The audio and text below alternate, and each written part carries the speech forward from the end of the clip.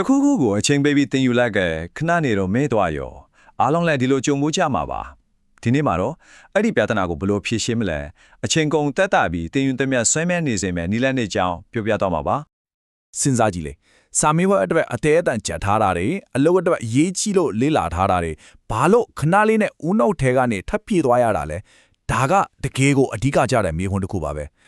ဒီအချိန်ကိုပုံဖော်ရရင်အပေါက်တင်နဲ့ရေးပုံတစ်လုံးလိုပေါ့အချက်လက်ဒီတစ်ဖက်ကလောင်းထဲလိုက်နောက်တစ်ဖက်ကယိုစိမ့်ထွက်သွားလိုက်နေဒါပေမဲ့တရင်ကောင်းကတော့အဲ့ဒီအပေါက်တွေကိုတိတ်ပြန်နီးကြဖာထေးပိတ်ဆို့လို့ရတဲ့နီလန်ဒီတကယ်ရှိနေတယ်ဆိုတာပါပဲကောင်းပြီပထမဆုံးအနေနဲ့ဒီမညာယိုစိမ့်မှုကဘာကြောင့်ဖြစ်ရတာလဲဆိုရင်နောက်ခွဲကတိပံအကြောင်းတရားကိုအရင်ကြည့်လိုက်ရအောင်အကြောင်းရင်းကိုတေချာနားလည်သွားရင်ဖြေရှင်းရတာပိုပြီးလွယ်သွားမှာပါဆိုတော့လေမညာဆိုတာအစဉ်30နဲ့အလို့လို့ 꽌တယ်ပထမဆုံးက encoding ဒါကအချက်လက်တွေကိုဦးနှောက်ထဲစပြီးလက်ခံလာဒုတိယအဆင့်က consolidation အဲ့ဒီအချက်လက်တွေကိုရေးရှည်အတွက်တင်းငြအောင်သိမ်းစီတာပေါ့နောက်ဆုံးတစ်ခုက retrieval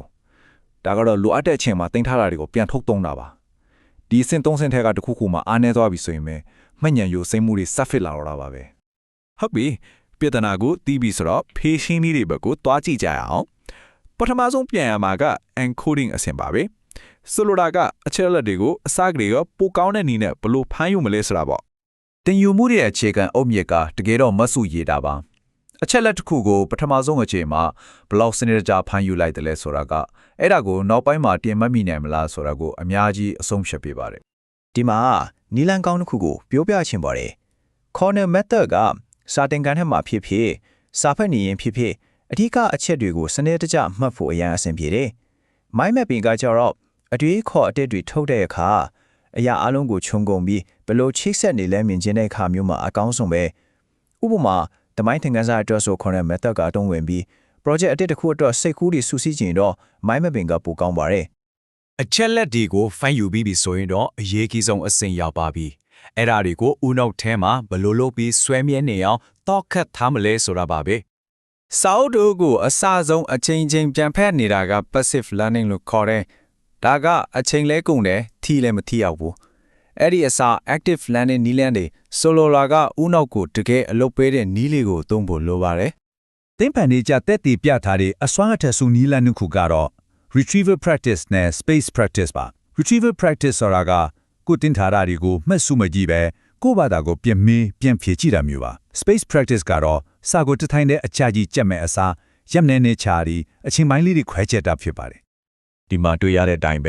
တင်ယူမှုဒီကြားမှာခဏနားချိန်ပေးလိုက်တာကဦးနောက်ကိုအဲ့ဒီအချက်အလက်ဒီကိုရေရှည်မှန်ညံ့အထက်ခိုင်မာအောင်လှုပ်ဆောင်ဖို့အချိန်ပေးလိုက်တာနဲ့တူတူပါပဲဒါကစာကိုချက်ထိုင်တဲ့မနာတန်ချက်တာထက်အများကြီးပိုဒီထိရောက်ပါတယ်နောက်တစ်နည်းကတော့ dual coding ပါ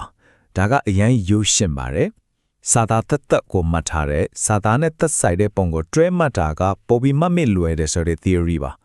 ဘာလို့လဲဆိုတော့ဦးနောက်ထဲမှာစကလုံးအတွက်လမ်းကြောင်းတစ်ခုပုံရိပ်အတွက်လမ်းကြောင်းတစ်ခုလမ်းကြောင်းတစ်ခုနဲ့မှတ်ဉာဏ်ကိုတိစောက်တဲ့အတွက်ပိုပြီးခိုင်မာသွားစေလိုပါပဲဒါကနာမည်ကြီးလို့ရှေ့ကြပြီးအရန်ထိရောက်တဲ့နည်းစနစ်တစ်ခုပါကိုအမြဲသွားနေကြကိုအိမ်လိုမျိုးနေရာတစ်ခုကိုစိတ်ထဲမှာပုံဖော်လိုက်ပါပြီးရင်ကိုမှတ်ချင်တဲ့အချက်လက်တွေကိုထူးထူးဆန်းဆန်းပုံရိပ်တွေဖြစ်ပြောင်းပြီးအဲ့ဒီအိမ်ထဲကနေရာတွေမှာတစ်ခုချင်းစီခြေထားလိုက်ပါပြန်မှတ်မိခြင်းတဲ့အခါအဲ့ဒီအိမ်ထဲမှာပဲစိတ်ကူးနဲ့ပြန်လန်းရှော့လိုက်ရုံပါပဲဥပမာဈေးဝယ်ဆိုင်ကိုမှတ်ချင်ပုံမိုးတစ်လုံးကိုတကားလက်ကောင်အိမ်မှာခြေထားသလိုမျိုးနွားနို့ပလင်းကိုဆိုဖာပေါ်တင်ထားသလိုမျိုးစိတ်ကူးကြည့်နိုင်ပါတယ်ကဲတင်ယူမှုအတွက်တက်တက်ကြွကြွလှုပ်ဆွရမယ့်နီလန်းတွေပြောပြီးပြီဆိုတော့တကယ်တမ်းအရေးကြီးဆုံးပိုင်းကိုရောက်လာပါပြီအဲ့ဒါကတော့ကိုဘာမှမလုပ်ပဲအိတ်ဆက်နေတဲ့အချိန်မှာဖြစ်ပျက်နေတဲ့တင်ယူမှုဖြစ်စင်ပါပဲဒီလိုမြင်ကြည့်လိုက်ပါနေဘက်နိုးနေတဲ့အချိန်မှာဦးနောက်ကရေမြုပ်တစ်ခုလိုမဲ့အချက်လက်သစ်တွေကိုစုပ်ယူပါတယ်ဒါက encoding ပေါ့ညဘက်အေးပြောသွားတဲ့အခါမှာတော့ဦးနောက်ကစာကြီးတိုက်မှုတယောက်လိုအဲ့ဒီအချက်လက်တွေကို CCA နဲ့ရေးရှိမှတ်ဉာဏ်စနစ်ပေါ်တင်ပေးပါတယ်ဒါက consolidation ပါပဲတေပန်ပညာရှင်တွေရဲ့ dual process hypothesis အရာအိတ်ဆက်ချင်းမှာအဆင့်တွေအများကြီးရှိပြီးအဆင့်တစ်ခုချင်းစီကမတူညီတဲ့မှတ်ဉာဏ်အမျိုးအစားတွေကိုခိုင်မာအောင်ကူညီပေးပါတယ်ဒါကရိုးရိုးလေးအိပ်ပျော်သွားတာမဟုတ်ပဲအရန်ကိုစနစ်ကျရဲ့လုပ်ငန်းစဉ်တစ်ခုပါဥပမာနင်းချိုက်အိပ်ပျော်နေတဲ့ slow wave sleep အဆင့်ကတမိုင်းဘာသာရပ်ကအချက်လက်တွေသင်္ချာ formula တွေလိုမျိုး declarative memories တွေကိုခိုင်မာစေပါတယ်အိမ်မက်တွေမှတဲ့ REM sleep အဆင့်ကတော့စပီစီတာဘာသာတကအတက်ကိုပြောတတ်လာတာမျိုးလို non declarative memories တွေကိုပိုကောင်းမွန်စေပါတယ် ဒါကြောင့် HAP ကရဖို့ဆိုတာတင်ယူမှုအတွက်မရှိမဖြစ်ပါပဲ ကဲအခုပြောခဲ့တာတွေအားလုံးကိုပေါင်းဆက်ပြီးနေ့စဉ်ဘဝမှာလက်တွေ့သုံးချနိုင်တဲ့သင်ယူမှုစက်ဝန်းတစ်ခုကိုဘယ်လိုတည်ဆောက်မလဲကြည့်လိုက်ရအောင် ပထမဆုံးဆင့်ကတော့ corner method ဒါမှမဟုတ် mind mapping လို့ smart ကြတဲ့မှတ်စုရင်းနည်းတွေတုံးပြီးအချက်လက်တွေကိုအစကတည်းကထိထိရောက်ရောက်ဖမ်းယူဖို့ပါပဲ ဒုတိယအဆင့်ကတော့ဖမ်းယူထားတဲ့အချက်လက်တွေကိုဒီတိုင်းမထားပဲ retrieval practice space practice နဲ့ dual coding လိုမျိုး active learning နည်းလမ်းတွေတုံးပြီးဦးနောက်ထဲမှာဆွဲမြဲအောင်လုပ်ဆောင်ဖို့ပါ နောက်ဆုံးနဲ့အရေးအကြီးဆုံးအဆင့်ကတော့ exception ပါပဲလုံလောက်တဲ့ exception မရှိရင်ရှေ့ကစူးစမ်းထားသမျှတွေအလကားဖြုတ်သွားနိုင်ပါတယ် exception ကတင်ယူသမျှကိုဆွဲမြဲစေတဲ့ကော်တစ်မျိုးပါပဲ အနစ်ချုပ်အနေနဲ့ဒီအချက်၄ချက်ကိုပဲမှတ်ထားလိုက်ပါစာကိုဒီအတိုင်းပြန်ဖတ်နေလာကိုရပ်ပြီးကိုဘာသာကိုပြန်မေးပြန်ဖြေလုပ်ပါတထိုင်နဲ့အချာကြီးချက်ထားတဲ့ရက်ချပြီးအချိန်ပိုင်းလေးတွေခွဲချက်ပါစာနဲ့ပုံကိုတွဲမှတ်ပါပြီးတော့အရေးကြီးဆုံးကညတိုင်းကောင်းကောင်းအိပ်ဆက်အနားယူဖို့ပါပဲဒါကရွေးချယ်စရာမဟုတ်ပါဘူးတင်ယူမှုရဲ့တစ်စိတ်တစ်ပိုင်းပါပဲ ဒါကြောင့်နောက်တစ်ခါတစ်ခုခုကိုအသက်တင်ယူရတဲ့အခါသတိရပါတင်ယူမှုဆိုတာစာအုပ်ပိတ်လိုက်တာနဲ့မပြီးတော့ပါဘူးတကယ်တော့အဲ့ဒီအချိန်မင်းလုံးတွေမိတ်လိုက်တဲ့အချိန်ကြာမှတကယ်အလုပ်ကစတင်တာပါမင်းရမယ့်မိခွန်းကတော့ကိုယ့်ဦးနောက်ကိုသူ့အလုပ်သူလုပ်ဖို့အခွင့်အရေးတော့ပြီးရလားဆိုတာပါပဲ